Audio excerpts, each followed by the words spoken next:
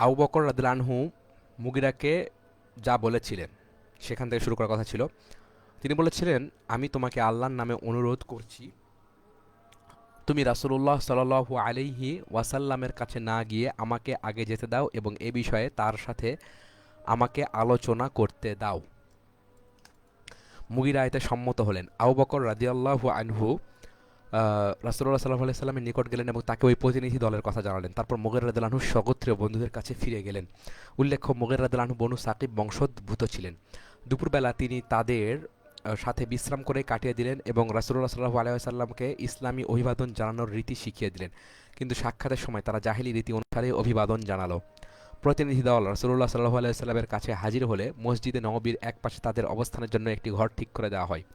বনু সাকিফের জন্য একটি অঙ্গীকারপত্র লেখানো পর্যন্ত রাসূলুল্লাহ সাল্লাল্লাহু আলাইহি সাল্লাম ও প্রতিনিধি দলের মধ্যে মতবিনিময় হয় খালিদ ইবনে সাঈদ ইবনে আসের মাধ্যমে এবং খালিদই অঙ্গীকারপত্র লিখে দেন। এই সময়ে অঙ্গীকারপত্র লেখানো ও প্রতিনিধি দলের ইসলাম গ্রহণের পূর্ব পর্যন্ত রাসূলুল্লাহ সাল্লাল্লাহু আলাইহি ওয়াসাল্লামের পক্ষ থেকে আসা খাদ্যদ্রব্য প্রথমে খালিদ না খেলে প্রতিনিধি দলের লোকজন খায়নি। রাসূলুল্লাহ সাল্লাল্লাহু আলাইহি ওয়াসাল্লামের কাছে তারা যেসব সুযোগ সুবিধা দাবি করে তার মধ্যে একটি ছিল তাগিয়া, অর্থাৎ লাতের পূজা অব্যাহত রাখতে হবে এবং ৩ বছরের মধ্যে তা ভাঙা চলবে না। রাসূলুল্লাহ সাল্লাল্লাহু আলাইহি ওয়াসাল্লাম এই দাবি প্রত্যাখ্যান করেন। পরে তারা মেয়াদ কমিয়ে ১ বছর করে, তাও প্রত্যাখ্যান করা হলে তারা কমাতে কমাতে ১ মাসে নামিয়ে আনে।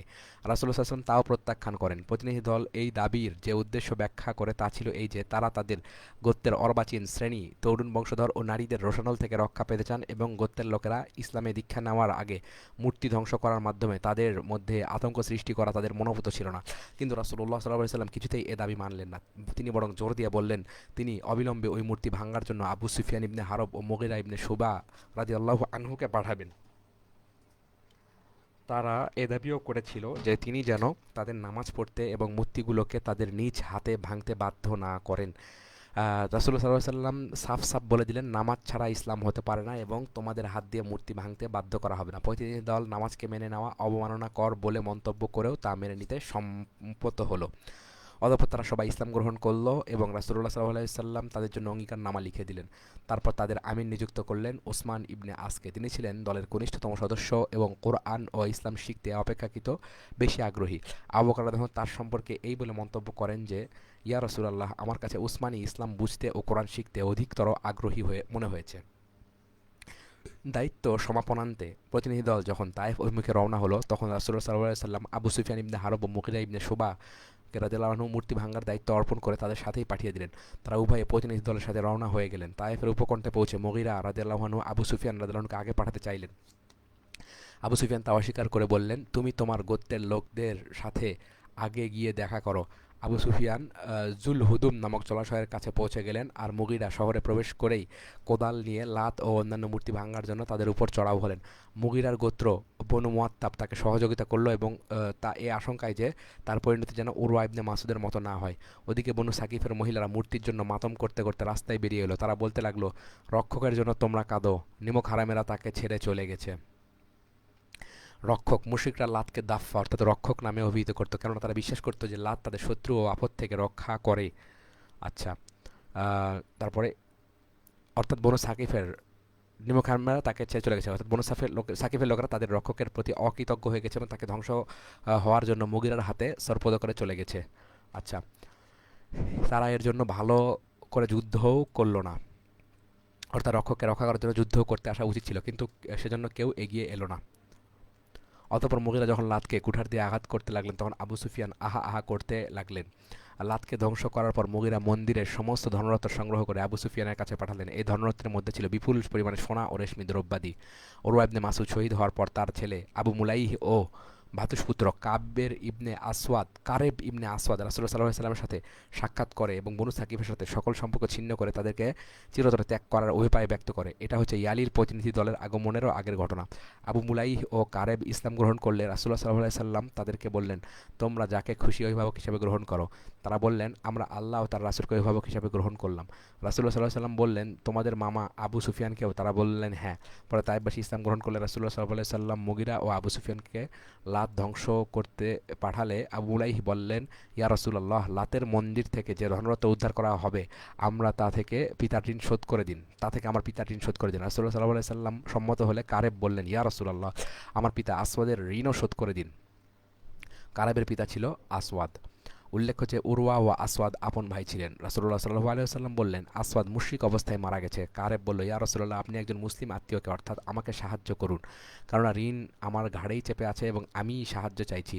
তখন রাসূলুল্লাহ সাল্লাল্লাহু আলাইহি ওয়াসাল্লাম সম্মত হলেন এবং আবু সুফিয়ানকে বলে দিলেন, লাতের ধনরত্ন থেকে উরওয়া ও আসওয়াদের ঋণ শোধ করে দিও। মুগীরা ধনরত্ন আবু সুফিয়ানের কাছে দেওয়ার সময় তাকে রাসূলুল্লাহ সাল্লাল্লাহু আলাইহি ওয়াসাল্লামের নির্দেশ স্মরণ করিয়ে দিলেন। আবু সুফিয়ান উরওয়া ও আসওয়াদের ঋণ শোধ করে দিলেন। রাসূলুল্লাহ সাল্লাল্লাহু আলাইহি ওয়াসাল্লাম বনু সাকিফের জন্য যে অঙ্গীকারনামা লিখে দিলেন তা নিম্নরূপ: বিসমিল্লাহির রহমানির রহিম। আল্লাহ রাসূল মুহাম্মাদের পক্ষ থেকে মুমিনদের প্রতি। ওয়াজ্জের তায়েফের একটি জায়গা। ওয়াজ্জের কণ্টকময় বৃক্ষরাজি কাটা নিষিদ্ধ। যে ব্যক্তি এই আদেশ লঙ্ঘন করবে তাকে ব্যত্রাঘাত করা হবে। যে ব্যক্তি বাড়াবাড়ি করবে তাকে পাকড়াও করে নবী মুহাম্মাদের কাছে পাঠিয়ে দিতে হবে। এটা আল্লাহর রাসূল মুহাম্মাদের নির্দেশ। এই ঘোষণাপত্র আল্লাহর রাসূল মুহাম্মদ ইবনে আবদুল্লাহর নির্দেশে খালিদ ইবনে সাঈদ কর্তৃক লিখিত।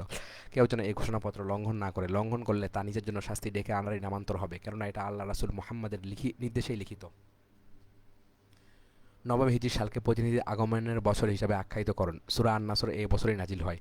ইবনে ইসহাক বলেন, মক্কা ও তাবুক বিজয়, বনু সাকিফের ইসলাম গ্রহণ ও আনুগত্যের শপথ গ্রহণের পর রাসূলুল্লাহ সাল্লাল্লাহু আলাইহি ওয়াসাল্লামের নিকট চারদিক থেকে আরবদের প্রতিনিধি দল আসতে শুরু করে।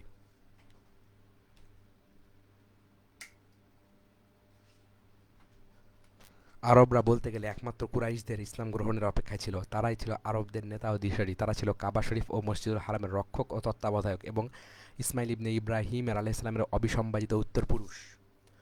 আরবের কেউ তা অস্বীকার করত না, অথচ এই কুরাইশরাই রাসূলুল্লাহ সাল্লাল্লাহু আলাইহি ওয়াসাল্লামের বিরোধিতায় কোমর বেঁধে লেগেছিল। মক্কা বিজয়ের সাথে সাথে কুরাইশরা রাসূলুল্লাহ সাল্লাল্লাহু আলাইহি ওয়াসাল্লামের কাছে নত হলো এবং ইসলামের বশ্যতা স্বীকার করলো। যখন আরবরা বুঝল রাসূলুল্লাহ সাল্লাল্লাহু আলাইহি ওয়াসাল্লাম জয়যাত্রা রোধ করে ও তার বিরুদ্ধে সত্যতা পোষণ করে এমন ক্ষমতা তাদের নেই, তারা দলে দলে ইসলাম গ্রহণ করতে শুরু করলো। চারদিক থেকে তার কাছে লোকজন আসতেও ইসলাম গ্রহণ করতে লাগলো। এই কথাটাই আল্লাহ তাআলা সূরা নাসরে এভাবে বলেছেন। আচ্ছা, সূরা নাসরের কথা। বনু তামিমের প্রতিনিধি দলের আগমন ও সূরা হুজুরাত নাজিল। আরব গোত্রসমূহ থেকে প্রতিনিধি দল আগমন শুরু হলে সর্বাগ্রে উতারিব ইবনে হাজেব আম, তামিমের নেতৃত্বে বনু তামিম গোত্রের প্রতিনিধি দল আসে। এই দলে বনু তামিমের নেতৃস্থানীয় লোকজন ছিল। এদের মধ্যে উল্লেখযোগ্য হলো আকরা ইবনে হারেস, বনু মাদের জাবারকান ইবনে বদর ও আমর ইবনে আহতাম ও হাব্বাব ইবনে ইয়াজিদ। এছাড়া নুয়াইম ইবনে ইয়াজিদ, কায়েস ইবনে হারেস, কায়েস ইবনে আসেম এবং ওয়াইনা ইবনে হিসানও এ দলের অন্তর্ভুক্ত ছিলেন। ইতিপূর্বে মক্কা বিজয় এবং হুনাইন ও তায়েফের অভিযানে আকরা ইবনে হারেস ও ওয়াইনা ইবনে হিসান অংশগ্রহণ করেছিলেন। তারা দুজন বনু তামিমের প্রতিনিধি দলে যোগ দেন। বনু তামিমের এই প্রতিনিধি দল মসজিদ নববীর কাছে এসে বাড়ির বাইরে থেকে রাসূলুল্লাহ সাল্লাল্লাহু আলাইহি সাল্লামকে উচ্চস্বরে এই বলে ডাকতে শুরু করে, হে মুহাম্মদ, বেরিয়ে আসুন এবং আমাদের সাথে দেখা করুন। তাদের এই চিৎকার ও হাকটাক রাসূলুল্লাহ সাল্লাল্লাহু আলাইহি ওয়াসাল্লামের কাছে কষ্টকর হলো।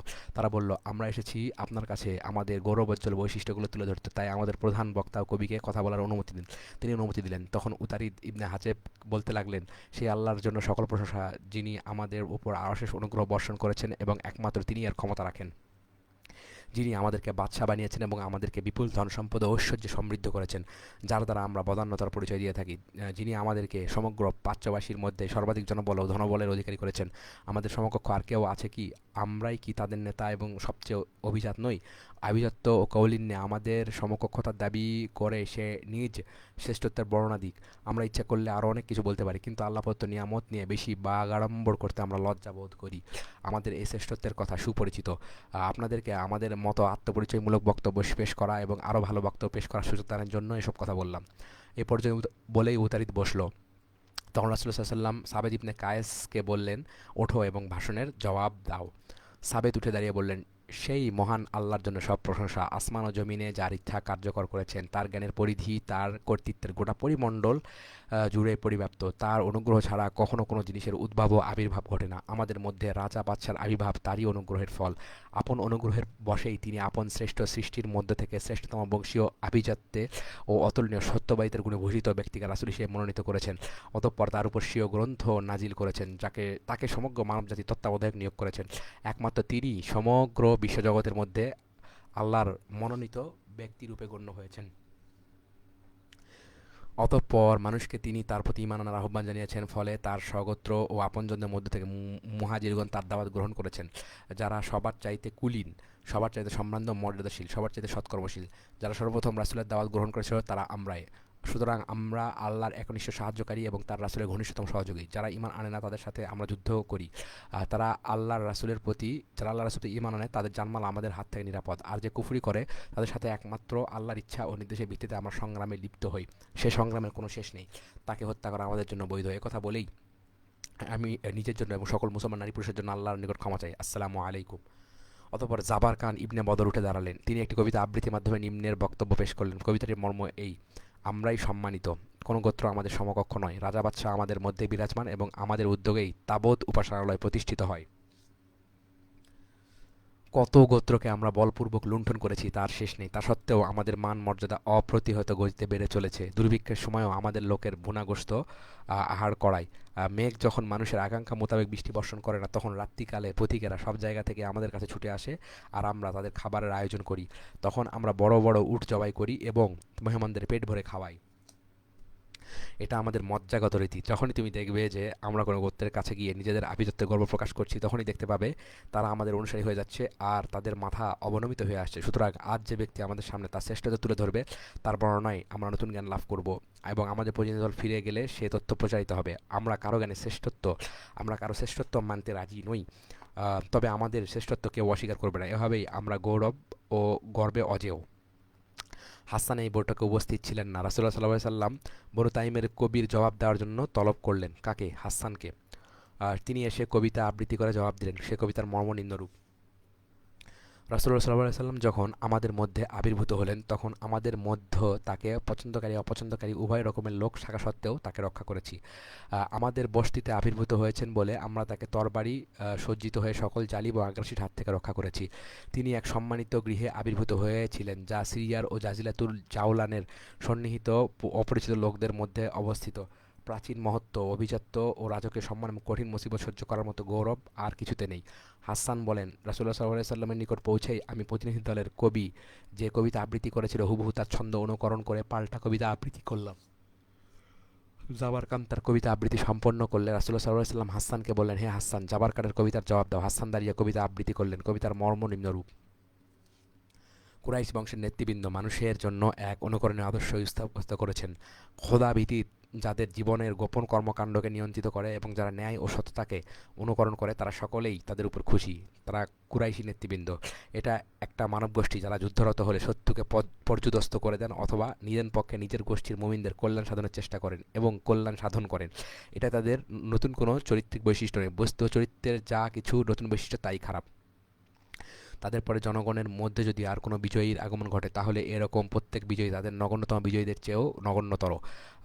তারা যদি কোথাও দুর্বলতা দেখিয়ে থাকে, তাহলে সাধারণ মানুষ সেখানে কৃতিত্ব দেখাতে সক্ষম নয়। আর সকল মানুষ যেখানে কৃতিত্ব দেখায়, সেখানে তারা কোনো দুর্বলতা দেখায় না। তারা যদি সাধারণ মানুষের সাথে প্রতিযোগিতা করে কিংবা অভিজাত ও মর্যাদাশীলদের সাথে প্রতিদ্বন্দ্বিতা করে, তবে তারাই অগ্রগামী হয়ে থাকে। তারা এমন নিষ্কলুষ চরিত্রবান ও চরিত্রবতী যে আল্লাহর ওহীতে তাদের চরিত্রের নিষ্কলুষতার উল্লেখ করা হয়। তারা কোনো অপবিত্রতায় জড়িত হয় না, কোনো লোভ লালসা তাদেরকে হীনতায় পতিত করে না। প্রতিবেশীর প্রতি আহ, সৌজন্য প্রদর্শনে তারা কার্পণ্য করে না এবং কোনো তুচ্ছ জিনিসের প্রতি তারা মহাবিষ্ট হয় না। আমরা যখন কোনো গোষ্ঠীর প্রতি শত্রুতা পোষণ করি, তখন তা গোপন রাখি না এবং বুনো গরুর মতো গোপনে হিংস্রতায় মত্ত হই না। বুনো গরু। যুদ্ধ যখন আমাদের উপর আগ্রাসী মুষ্টি উত্তোলন করে এবং নিরীহ মানুষ যখন তার আঘাতে ক্ষতবিক্ষত হয়, তখন আমরা তাকে বাগে আনি ও বশীভূত করি। তারা কুরাইশ নেতৃবৃন্দ শত্রুকে পর্যুদস্ত করতে পারলে গর্বিত হয় না এবং নিজেরা পরাজিত হলে হতাশ ও ভীত হয় না। তারা যখন মৃত্যুর মুখোমুখি হয়ে লড়াইতে লিপ্ত থাকে, তখন তাদের অবস্থা হিলিয়ার জঙ্গলে সেই সিংহের মতো যার পায়ের কবজিতে শিকল পরানো সম্ভব নয়। হিলিয়ার জঙ্গলের সিংহ। তারা স্বেচ্ছায় যা দেয় তাই গ্রহণ করে আর ক্রোধাবশে যা দিতে চায় না তা নিতে চেয়েও না। তাদের সাথে যুদ্ধ করার পরিণতি অত্যন্ত ভয়াবহ ও তিক্ত। অতএব তাদের শত্রুতা পরিত্যাগ করো। যখন অন্যান্য লোকেরা দলে দলে বিভক্ত হয় ও তাদের প্রকৃতি বিভিন্ন রূপ ধারণ করে, তখনও আল্লাহর রাসূলকে তার অনুসারীরা গভীর শ্রদ্ধা করে। আমার একাত্মতা বোধকারী মন তাদের প্রতি আমার প্রশংসা উৎসর্গ করেছে। যে কোনো মানুষের জিহ্বায় তার প্রশংসায় পঞ্চমুখ, কারণ লোকগণ গুরুত্ব সহকারে অথবা ঠাট্টা ছেলে যাই বলুক না কেন, তারাই মুহাম্মদ সাল্লাল্লাহু আলাইহি ওয়াসাল্লামের অনুসারী সর্বোত্তম মানব গোষ্ঠী। কবিতা পাল্টা কবিতা পাঠের এই পালা শেষ হওয়ার পর আগন্তুক প্রতিনিধি দল ইসলাম গ্রহণ করল। রাসূল সাল্লাল্লাহু আলাইহি ওয়াসাল্লাম তাদেরকে প্রচুর শুভেচ্ছামূলক প্রচুর উপঢৌকন দিলেন। প্রতিনিধি দল রাসূলুল্লাহ সাল্লাল্লাহু আলাইহি ওয়াসাল্লামের দরবারে আসার সময় আমর ইবনে আহতাম নামক এক অল্পবয়স্ককে আমর ইবনে আহতাম নামক অল্পবয়স্ক যুবককে উটের কাফেলায় বসিয়ে রেখেছিল। কায়েস ইবনে আসেম তার প্রতি কিছুটা ক্রুদ্ধ ছিল। সে বলল, ইয়া রাসূলুল্লাহ, আমাদের এক ব্যক্তিকে সওয়ারি কাফেলায় বসিয়ে রেখে এসেছি, তবে সে অল্পবয়স্ক তরুণ। সে তার ব্যাপারটা একটু হালকা করে দিতে চাচ্ছিল এবং তাকে কিছু যাওয়ার প্রয়োজন নেই, এ কথাই বোঝাতে চেয়েছিল। কিন্তু রাসূলুল্লাহ সাল্লাল্লাহু আলাইহি ওয়াসাল্লাম তাকে অন্যান্যদের মতো উপঢৌকন দিলেন। কায়েসের কথা জানতে পেরে আমর ইবনে আহতাম তাকে তিরস্কার করে কবিতা আবৃত্তি করল। তুই রাসূলুল্লাহ সাল্লাল্লাহু আলাইহি সাল্লামের কাছে আমার নিন্দা করেছিস, কিন্তু মিথ্যা বলেছিস আর আমার ক্ষতিও করতে পারিসনি। আমরা তোদের উপর সর্বাত্মকভাবে প্রভুত্ব করেছি, অথচ তোদের প্রভুত্ব বিলুপ্ত হওয়ার পথে। ইবনে ইসহাক বলেন, এই প্রতিনিধি সম্পর্কে হুজুরাতের এই আয়াত নাজিল হয়, ইন্নাল্লাযীনা ইয়ানুদুনাকা মিন ওয়ারাইল হুজুরাতি আকসারুহুম লা ইয়াকিলুন। বনু আমেরের প্রতিনিধি ও আমের ইবনে তুফাইল ও আরবাদ ইবনে কায়েসের ঘটনা। বনু আমের প্রতিনিধিকে আমের ইবনে তুফাইল এবং আরবাদ ইবনে কায়েসের ঘটনা বলা হচ্ছে। বনু আমেরের 3 সদস্য বিশিষ্ট প্রতিনিধি দল এলো রাসূলুল্লাহ সাল্লাল্লাহু আলাইহি ওয়াসাল্লামের কাছে। তারা হলেন আমর ইবনে তুফাইল, আরবাদ ইবনে কায়েস ও জাব্বার ইবনে সালামি। এরা ছিল গোত্রের সবচেয়ে কুচক্রী সর্দার। আমের ইবনে তুফাইল রাসূলুল্লাহ সাল্লাল্লাহু আলাইহি ওয়াসাল্লামের বিরুদ্ধে এক মারাত্মক চক্রান্ত এঁটে এসেছিল। ইতিপূর্বে তার গোত্রের লোকজন দেশের অধিকাংশ লোকে ইসলাম গ্রহণ করেছে, এই যুক্তি দেখিয়ে তাকেও মুসলমান হবার পরামর্শ দেয়। কিন্তু সে বলে, আমি শপথ নিয়েছি সমগ্র আরব জাতি আমার নেতৃত্ব মেনে না নেওয়া পর্যন্ত আমি থামব না। আজ কিনা কুরাইশ গোত্রের এই তরুণের নেতৃত্ব আমি মেনে নেব। আমের আরবাদকে বলল, আমরা দুজনে যখন মোহাম্মদের সাথে দেখা করতে যাব তখন দুজনে দুদিকে বসবো। মোহাম্মদ যখন আমার সাথে কথা বলতে আমার দিকে মুখ ফেরবে, ঠিক তখনই তুমি তাকে তরবারি দিয়ে আঘাত করবে। অতঃপর প্রতিনিধি হয়ে রাসূলুল্লাহ সাল্লাল্লাহু আলাইহি ওয়াসাল্লামের সাথে দেখা করলো।